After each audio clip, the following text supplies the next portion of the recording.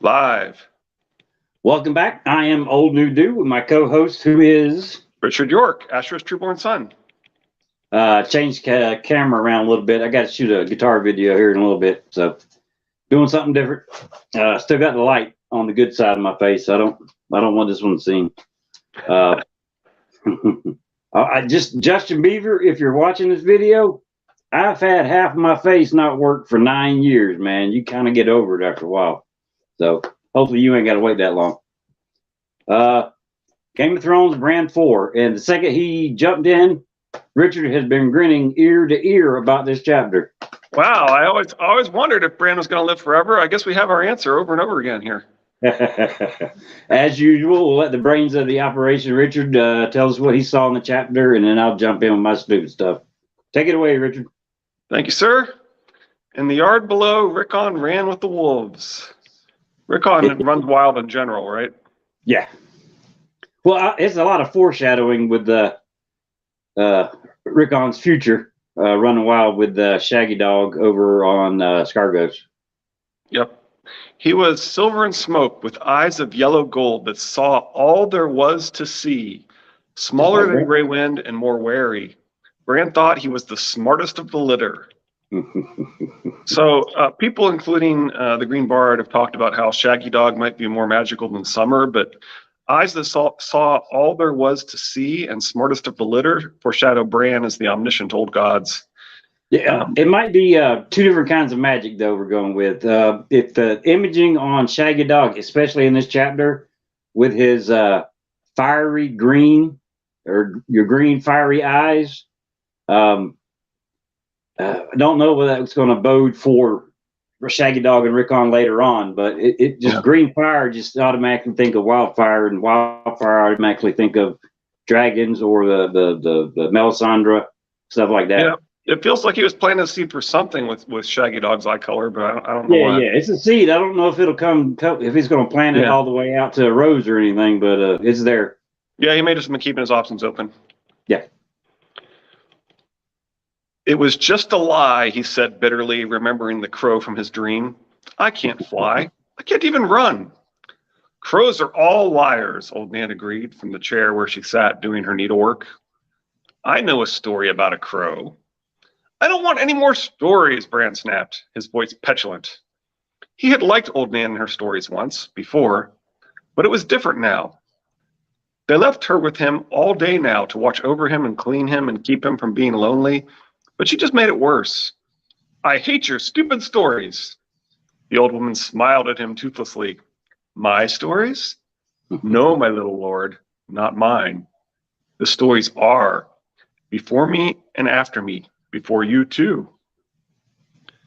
So, aside from George hinting that he's misleading us about the three-eyed crow, yes, I think the important thing here is that Bran is almost as eternal as the stories.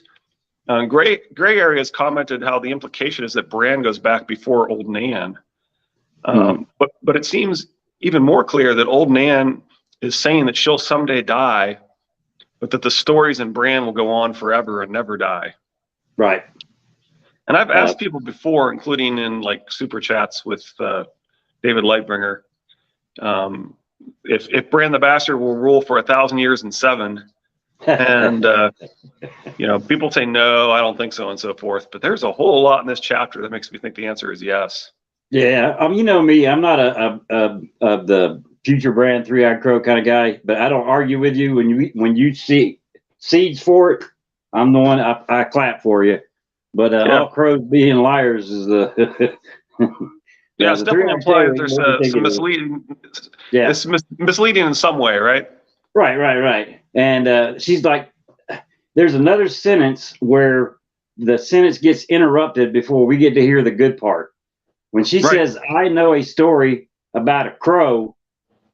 Okay, which story is that? Is that the story about the three-eyed crow? Is that a story about Bran? What's that story? Yeah. She definitely knows a whole lot more than she's supposed to. Yep. But yeah. To Bran, it felt as if they had all died while he had slept. Or perhaps Bran had died and they had forgotten him. So to me, this sounds a little bit like the concept the concept of immortality as horror. Yeah. Watching everybody die and all that stuff. Yep. Sometimes Nan would talk to him as if he were her Brandon, the baby she had nursed all those years ago. And sometimes she confused him with his uncle Brandon, who was killed by the Mad King before Bran was even born. She'd lived so long, Mother had told him once, that all the Brandon Starks had become one person in her head. Many a time-traveling theory has been born from the words in this chapter. Yep. I wrote in my notes, Richard smiling ear to ear. Oh, my sweet summer child, old Nan said quietly. What do you know of fear? Fear is for the winter, my little lord, when the snows fall 100 feet deep and the ice wind comes howling out of the north. Fear is for the long night, when the sun hides its face for years at a time, and little children are born and live and die all in darkness, while the dire wolves grow gaunt and hungry, and the white walkers move through the woods. You mean the others, Bran said querulously. The others, old Nan agreed. Thousands and thousands of years ago, a winter fell that was cold and hard and endless beyond all memory of man. There came a night that lasted a generation, and kings shivered and died in their castles, even as the swineherds in their hovels. Women smothered their children rather than see them starve, and cried, and felt their tears freeze on their cheeks. Her voice and her needles fell silent, and she glanced up at Bran with pale, filmy eyes and asked, So, child, this is the sort of story you like? Well, Bran said reluctantly, yes, only old Nan nodded. In that darkness, the others came for the first time, she said as her needles went click, click, click. They were cold things, dead things that hated iron and fire and the touch of the sun and every creature with hot blood in its veins. They swept over holdfasts and cities and kingdoms, felled heroes and armies by the score, riding their pale dead horses and leading hosts of the slain. All the swords of men could not stay their advance, and even maidens and suckling babes found no pity in them. They hunted the maids through frozen forests and fed their dead servants on the flesh of human children. Her voice had dropped very low, almost to a whisper, and Bran found himself leaning forward to listen. Now these were the days before the Andals came, and long before the women fled across the narrow sea from the cities of the Rhoyne. And the 100 kingdoms of those times were the kingdoms of the first men, who had taken these lands from the children of the forest. Yet here and there, in the fastness of the woods, the children still lived in their wooden cities and hollow hills, and the faces in the trees kept watch. So as cold and death filled the earth, the last hero determined to seek out the children in the hopes that their ancient magics could win back what the armies of men had lost. He set out into the dead lands with a sword, a horse, a dog, and a dozen companions. For years he searched, until he despaired of ever finding the children of the forest and their secret cities. One by one his friends died, and his horse, and finally even his dog. And his sword froze so hard the blade snapped when he tried to use it. And the others smelled the hot blood in him, and came silent on his trail, stalking him with packs of pale white spiders big as hounds. They definitely picked the story we care about. Yeah. Definitely. And that's another one of those, you want to get the whole thing. Oh, yeah. Yeah. Yeah, that's where it ends, unfortunately, because they're interrupted by the startling noise and so forth. Granted, the lady they got to play Old Nan on the TV show probably wasn't as old as she needed to be, but she had to deliver those lines. And that scene and this scene are just so freaking awesome. It's not even funny. Oh, yeah. The one thing that got me on the little things pop in my head when I'm reading, and it's the feast on the flesh of the children, the dead things, they're the undead, feeding on the flesh of children, and you got children being sacrificed north of the wall and potentially all over the north 200 years ago and older to the others. Is that, if her saying that, is that just another nod that, okay, maybe they feed off the flesh, or they feeding off the life force? But it's just a little hint of maybe there's something more to it than we think. Right. Definitely seems to tie in with Craster. That's for sure. Yeah. We have visitors, he announced, and your presence is required, Bran. I'm listening to a story now, Bran complains. Bran was definitely enjoying this particular story after all. He's like me. He wanted her to finish. Yeah, but after he didn't want her to start. Exactly. Bran wondered if he would shrivel up as small as his great-grandmother when he was old. It did not seem likely, even if Hodor lived to be 1,000. Mm-hmm. I do think Bran might live to be 1,000. Yes. Well, I mean, you hear about it in the past a lot. This king ruled for this long, and the Bloodstone Emperor ruled, and before him, 10,000 years. I mean, there's a lot of long-lived people in the history of this story. It's usually 1,000 or 1,007, something like that, right? So. Right, and to not get out in the weeds too thin. When I'm going to agree with you on future Bran, going back past Old Nan to ensure that Sir Duncan the Tall meets Lady Weber, and that process is started to make sure that there's a holder here for Bran right now. That's definitely possible. So yeah. Despite the quantum leap theory that you can't go back before your own lifetime and so forth, that right. I think Bran, the concept of God the Father as I am who I am is supposed to be, eternal, and I would not dismiss the concept of a causal loop, where Bran is basically creating himself and so forth, because that kind of parallels with the concept of the overall concept of a God who always is and so forth, right? Creating yourself. Right. Well, I mean, just dealing with Bran in the because he's already had visions of before when he was born. When he was looking through the eyes of the weirwood tree there. You can definitely see back then. Oh crap! Yeah, and it seems like it seems like he's capable of changing things, right? I mean, he kind of influences his own father when he's looking back in time. So the implication is that in fact he can change things, and so he may have in fact created himself in a way, right? Well, I mean the night that took Duncan, what's his name, Sir Alistair from Penny Tree or something like that. I can't remember, but I mean, definitely from Penny Tree, that's for sure. Right. I remember the Penny Tree, but the choice of taking that young lad to take a squire that put him on the path to one day meeting. I mean, you can go down that rabbit hole for forever, and I sit there and have the hardest time. Yeah, I mean, if your whole intention is to symbolize a deity that is in fact paradoxically the creator of themselves and so forth, then certainly you're not limited to the quantum leap idea. Right. Sorry. Theon Greyjoy. Oh no, this is our topic, right? This is. There's so much in this one where keep being like, oh, that says Bran's gonna live forever. Oh, that says Bran's gonna live forever. Oh, that says Bran's gonna live forever. I can see you not sleeping last night after reading this chapter. Yeah, I don't know why I ever asked people that question, because it sure seems like the author has given a lot of hints in this chapter.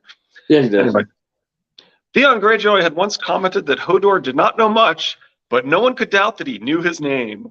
Old Nan had cackled like a hen when Bran told her that and confessed that Hodor's real name was Walder. No one knew where Hodor had come from. Waldor. This does lead to the Frey theory, along with Nan's long life perhaps matching the genetics of the Freys. But I very much prefer the parallels and the spider knitting symbolism of Rohan Weber. Yeah. In particular, Sansa dyes her red hair after fleeing a Lannister marriage, and Rohan Weber somehow disappears, and Bran's vision of her would match if she also dyes her red hair. Right. And we already see a redhead dyeing her hair to hide her. Right. So just the idea that, people will write this off. Oh, no. Old Nan didn't have red hair, therefore. And it's like, that actually makes it a better parallel, not a worse parallel. There you go. Even Bran knew what it meant to greet a guest with an unsheathed sword. And I really don't like him tipping his hand that they're hostile to the Lannisters. I think this is kind of a foolish move, personally. Yes. Well, If I you were mean, a lord, go ahead. no, you go ahead. You had Well, something? I mean, I'm assuming that Rob is just filled with anger with Yeah, the yeah. I mean, description just being of emotional here. everything that Bran says he's doing, wearing Yeah, steel all the time, yeah, practicing. yeah. It's a So, reasonable emotion. It's yeah, just that's yeah, he's that's the point, 15. right? Right. Yeah, he's just letting his emotion blind him to what the actual better political move is here, right? Yeah. If you were a lord, you might learn a lord's courtesy, the little man replied, ignoring the sword point in his face. Your Hmm. bastard brother has all your father's graces, it would seem. Yeah, John does take after Ned. This is true. Hodor. Oh, Okay. sorry. Go ahead. Have we got past the part where Maester Lewin is sending 3 different birds? One to Ned, and one to the mother, and one to John at the wall. Yeah, I think so. Yeah, well, I don't want to forget it because I got it circled on Go my ahead. paper. Go ahead. Who did he send the letter to get to the mother? Yeah, I don't know how you get to Catelyn. I mean, Was it I a don't get that separate? either. Was it a separate letter sent to King's Landing with her name on it? And if so, who got that letter? What did that letter say? And why did it have to be a separate letter from Right. Ned's? Or did he try an interceptor at White Harbor maybe and failed? Uh, how soon That's the after only she safe left? one, right? White Harbor would be the only safe place he could have sent that. Right. So my question is, did he send it to White Harbor, or was it actually sent to King's Landing, and it might backfire on them? Because Right. Did if he blow it basically without right, if thinking he's about it? sending 2 letters to the same place, to husband and to wife, instead of just sending 1 letter, both letters don't say the same thing. Right. That's why I'm thinking. Well, there's that. It's got Well, to be plus White the other Harbor. thing is if it's it seems like it's too late to reach White Harbor, and so I mean I think he would know that. That's why it's a little weird. It's like where did that go, and how does he avoid? I mean maybe it's just too emotional, right? I mean he has to tell her, right? So Right, he may right, have just right. blown it. This is true. I don't know. It was just something that popped in my head. Yeah. Yeah, no, I did find it weird too when he says that. I'm like, where is that? How are you doing that? There was something else. Yet to Bran, it felt as if they had all died while he had slept, or Yeah, we said that. or perhaps Bran died. Did you Right. talk about that? Yeah, we talked about that. Okay, sorry, I got memory problems. No, no problem. Hodor said, and he trotted forward smiling and set Bran in the high seat of the Starks, where the lords of Winterfell had sat since the days when they called themselves the Kings in the North. The seat was cold stone, polished smooth by countless bottoms. The carved heads of direwolves snarled on the ends of its massive arms. Bran clasped them as he sat, his useless legs dangling. The great seat made him feel half a baby. There's definitely a lot of King Bran's the Bastard symbolism here. Yes. And of course, I always call him King Bran the Bastard because that's what I think he's going to be known as. But anyway. It's possible. Robb put a hand on his shoulder. You said you had business with Bran. Well, here he is, Lannister. Bran was uncomfortably aware of Tyrion Lannister's eyes. One was black and one was green, and both were looking at him, studying him, weighing him. I am told you were quite the climber, Bran, the little man said at last. Tell me, how is it you happened to fall that day? I never, Bran insisted. He never fell. Never, never, never. Never, never, never kind of reminds me of The Raven by Edgar Allan Poe. Well, It's never more. I've said it before, and I'll say it again. Anytime I see a word or a phrase or an action repeated over and over again, I think the climbing for Bran was somebody. He had to be climbing. He had to be climbing. He had to be climbing. If not, he wouldn't have climbed that day to where he fell to where now he's flying and going to open his third eye. I think it all had to fall in line. So that one thing of him climbing was his. I kill him every night. You weren't supposed to be here, or no one was supposed to be here. I mean, the cat continuously touching that dagger just for a reassurance. Just any repetitive action. I just see as somebody playing with strings. Sorry. Yeah, it could be a clue. I like the. I mean, there have to be references to the Raven in here, right? I mean, there just have to be. And so, never, never, never as the reference to the Raven seems pretty possible, pretty plausible. Yeah, that's true. I like mine better. No, I'm not saying it's not. Usually with George, it's like all of the above, right? Yeah, you ain't lying. The child does not remember anything of the fall or the climb that came before it, said Maester Lewin gently. Curious, said Tyrion Lannister. My brother's not here to answer questions, Lannister, Robb said curtly. Do your business and be on your way. I have a gift for you, the dwarf said to Bran. Do you like to ride, boy? Maester Lewin came forward. My lord, the child has lost the use of his legs. He cannot sit a horse. Nonsense, said Lannister. With the right horse and the right saddle, even a cripple can ride. The word was a knife through Bran's heart. He felt tears come unbidden to his eyes. I'm not a cripple. Then I'm not a dwarf, the dwarf said with a twist of his mouth. My father will rejoice to hear it.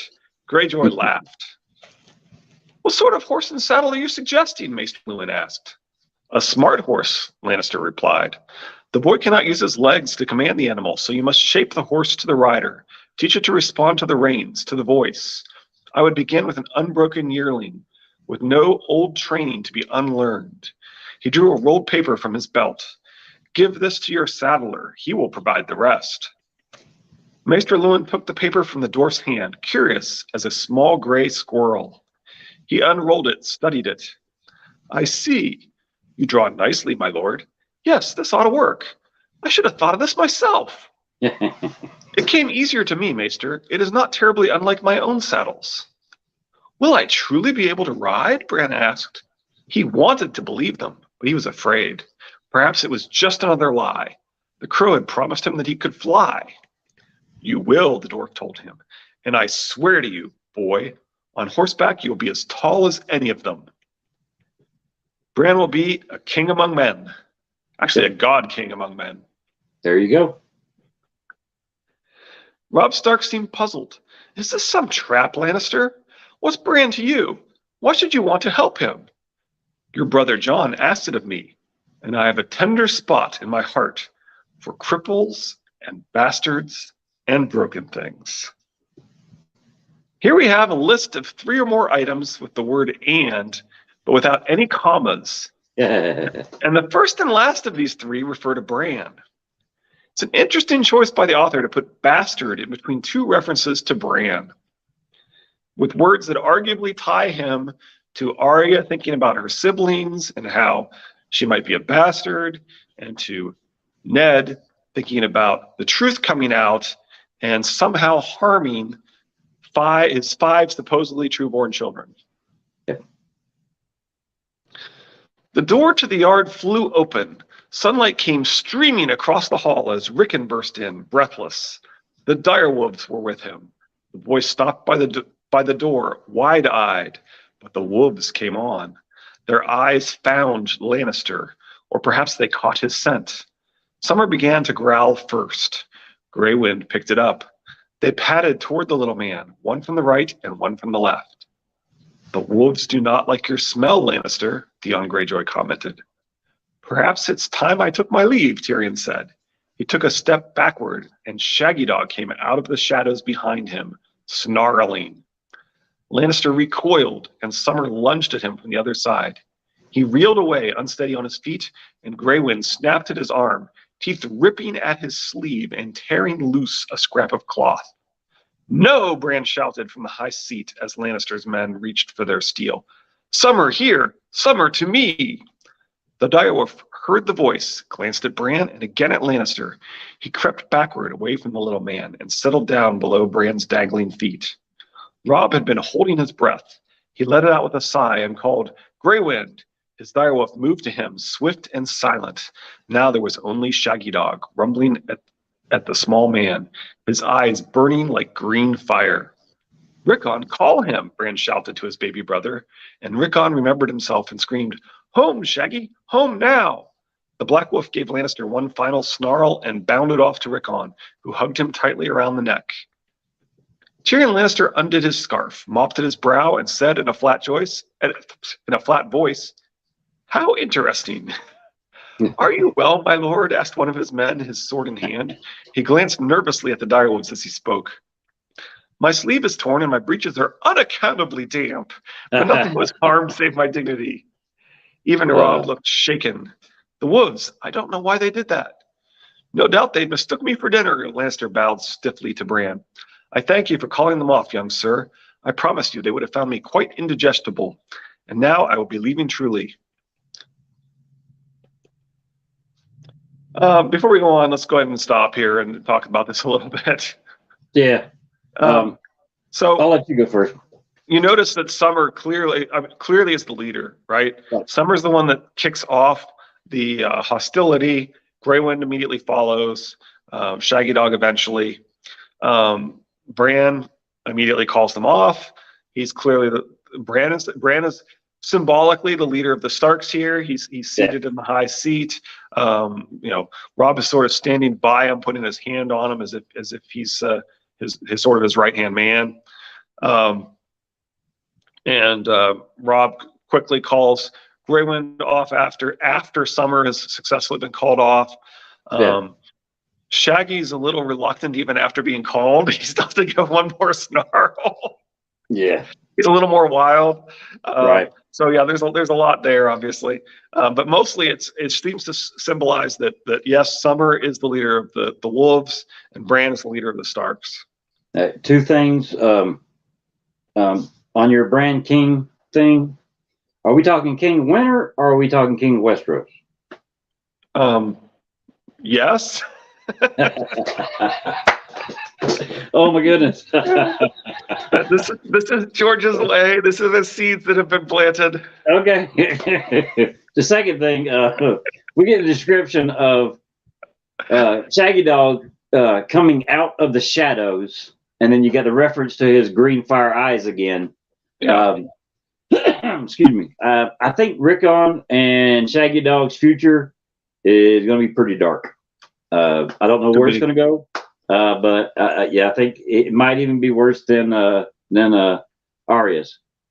Could be. Yeah, there's something very, very dark in the symbolism. Certainly very wild in the symbolism, at least. Yeah. And then there is. Oh, go ahead. Oh no, I was going to continue. So go ahead. This might be past you, so I mean, it might be toward the end. So go ahead. The four of the Night's Watch remained. Rob turned to them uncertainly. I have had rooms prepared, and you'll find no lack of hot water to wash off the dust of the road. I hope you will honor us at table tonight. He spoke the words so awkwardly that even Bran took note. It was a speech he had learned, not words from the heart, but the Black brothers thanked him all the same. I can ride now, he whispered to his friend. I like him referring to Summer as his friend, right? A boy's best friend is his direwolf. There you go. In his dream, he was climbing again, pulling himself up an ancient windowless tower with fingers forcing themselves between blackened stones, his feet scrabbling for purchase. Higher and higher he climbed, through the clouds and into the night sky, and still the tower rose before him. When he paused to look down, his head swam dizzily, and he felt his fingers slipping. Bran cried out and clung for dear life. The earth was 1,000 miles beneath him, and he could not fly. He could not fly. He waited until his heart had stopped pounding, until he could breathe, and he began to climb again. There was no way to go but up. Far above him, outlined against a vast pale moon, he thought he could see the shapes of gargoyles. His arms were sore and aching, but he dared not rest. He forced himself to climb faster. The gargoyles watched him ascend. Their eyes glowed red as hot coals in a brazier. Perhaps once they had been lions, but now they were twisted and grotesque. Bran could hear them whispering to each other in soft stone voices, terrible to hear. He must not listen, he told himself. He must not hear. As long as he did not hear them, he was safe. When the gargoyles pulled themselves loose from the stone and padded down the side of the tower to where Bran clung, he knew he was not safe after all. I didn't hear, he wept as they came closer and closer. I didn't. I put that this was straightforward memory, repressed memory, and the gargoyles as the Lannisters, but it's probably worth also mentioning Preston's theory about all of this. Go ahead. So Preston thinks that all of Bran's time travel was kicked off by trying to climb out of the sinkhole at the cave of Brendan Bloodraven. Okay. Anyway, wait. No, you got anything else about the dream or anything? Um, it's just the where's it is the hot red eyes, the burning Yeah. eyes. I know it's the Yeah. lions. I know it's the Lannisters, but um, we got the blackened stones of the tower Yeah. where they Yep. blackened by fire, hinting at dragon fire. And then the gargoyles at the top of it are, I'm assuming, are the same gargoyles that he talks to at Winterfell. So are those ones also possibly used to be lions? Yeah, I think maybe, or at least they look like they could have been, or something, or is it Yeah. just blending the Lannister lion in with the gargoyles? It's hard to say. Right, right. But you still got the burning eyes and you got the blackened stone, which brings, I mean, something fiery happened at the first tower. Something fiery happened at Winterfell. Yeah. Does it? Okay. And yeah, and of course the Blackstone could also be a reference to oily Blackstone or something too, right? Ooh, I did not think of that. And whether or not that's involved with the wall, whether that's we know that there's probably at the base of the high tower might be at the neck and so forth. So it's anyway. Yeah. A quick question. If the wall falls, does the magic at the bottom of it still work?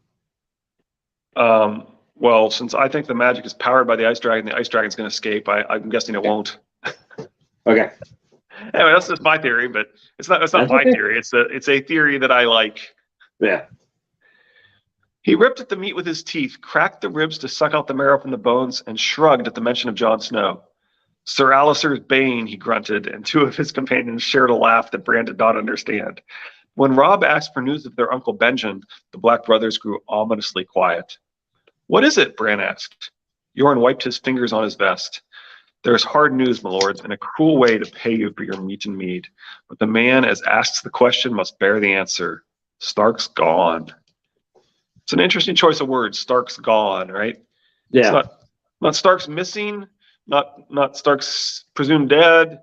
Stark's gone, right? That does seem to perhaps match with the Order of the Green Hands theory that he's a deserter. Yeah. I say he's Dario Naharis, but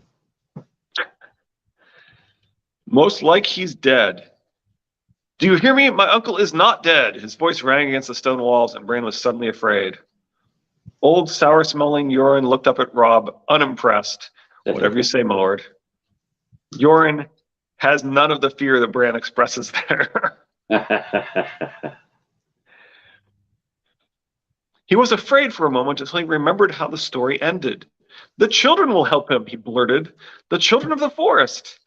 Theon Greyjoy sniggered, and Maester Luwin said, Bran, the children of the forest have been dead and gone for thousands of years. All that is left of them are the faces in the trees. Down here, might be that's true, Maester, Yoren said. But up past the wall, who's to say? Up there, a man can't always tell what's alive and what's dead. True. Yeah. I got that mark underlined. Yeah, I mean, obviously, we as rereaders, we know the children are definitely alive up there, but we also know that you can't tell what's alive and what's dead up there. Yeah. Mother will be home soon. Maybe we can ride out to meet her when she comes. Wouldn't that surprise her to see you a horse? Even in the dark room, Bran could feel his brother's smile. And afterward, we'll ride north to see the wall. We won't even tell Jon we're coming. We'll just be there one day, you and me. It will be an adventure. An adventure, Bran repeated wistfully. He heard his brother sob.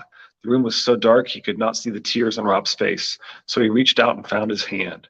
Their fingers twined together. Bran knows his brother so well. I don't know if I teared up the first time, but I definitely did every time since that I've read this part. It is very touching.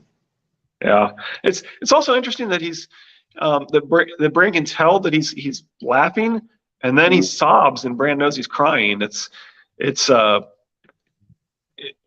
lot of emotion, right? He's going from the thought of his mother coming home, Bran being a horse, surprising her, them going on an adventure together. I mean, there's just a lot of emotion there, and he's both happy and crying at the same time.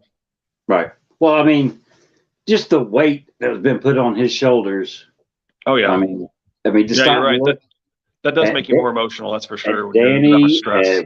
Danny, Rob, even the weight that's been put on Theon's shoulder and him not being able to handle it, the weight put on John's shoulder later on. I mean, all this weight on these kids, and I say kids, Oh, yeah. I'm 52. At 16, there is no way in hell I would be able to do any of this crap. Yeah, absolutely. This is it's a lot. John reads like an older person in his part of the story most of the time. Well, and he explains that too, right? He says, well, I've been forced to grow up fast as a bastard. Right. And given the number of clues of persistent pattern of abuse that he's faced, yeah. Anyway, this is a really good chapter. Yeah, so Bran's gonna live forever, huh? It's a couple chapters. Been quite a few chapters here where I feel like I almost have to read the whole thing because there's just so much symbolism. Right. If you'd have done that to the Danny chapter, we'd still be talking about it today. So, I think you limited it down pretty good we're like 5 minutes over what we normally run. So we're pretty good. Yep. I didn't take us off topic too much. So that's always good. And up next, Eddard and his investigation.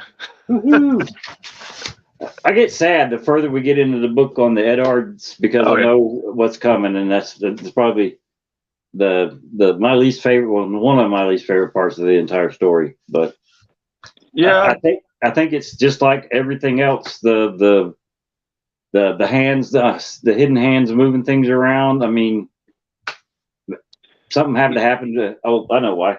Eddard had to die, and all that stuff. The battle of the Five Kings and everything, and Stannis losing at the Blackwater, and he had to go to the north. He had to be in the north. I can almost guarantee anyway that there's going to be some mention of the concept. If we do this whole time traveling Bran thing, and we almost have to because you don't add time travel to a story just to screw up Hodor. But if we're gonna. I guess there's a version of the story out there where literally time travel only exists in the universe to screw up Hodor. But yeah, we need shirts printed up like that. You don't have a story where time travel only exists to screw up Hodor. Yeah, I mean, I definitely want that on a t-shirt.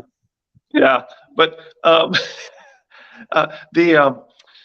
you can almost guarantee that with the references to don't bring back you can't bring out back the dead, don't even try, that there's going to be at least a version where Bran has played that variation, right, where he tried to have a world where Ned doesn't get killed and it's not good, right. I mean, everything has to happen the way it happened, and I know it's the author that's making it work that way, but in the story, everything has to happen exactly how it happened to get to where we are right now, to get pieces on the board moved. Like, I would love to go back in time at 16 and say, hey, work out more, do this, buy stock in that, but then you won't meet your wife, you won't have your kids. I mean, it's got to happen the way it happens. Yeah, it's like there's no chance that Bran had the ability to go to Jon and grant him a third eye at the level of skill he had when he's in the crypts here, right? So we've already actually seen two examples. We know we're in the world that Bran has already changed, right? Because Jon has a very talented Bran show up and give him his third eye, and B, we're in the world where Hodor has been messed with. Come on. Oh my goodness! I got the vinyl pop for that, and I did. Every time I see it, I get sad. Yeah. All right. Well, I think that's it. All right, Eddard's for Monday. Man, it's been a really good week. Let's do Wednesday. Let's take the holiday off. Okay. Yeah. I forgot. See, that's why you keep me straight. But yeah, Eddard Wednesday. I will miss you for the 4th of July. Hopefully, have a safe and happy 4th of July to everybody listening, and to you, Richard. I appreciate it. You too. This week's chapters have been really good. I think Danny and Bran's these last 2 chapters have it's probably been my favorite 2 chapters so far.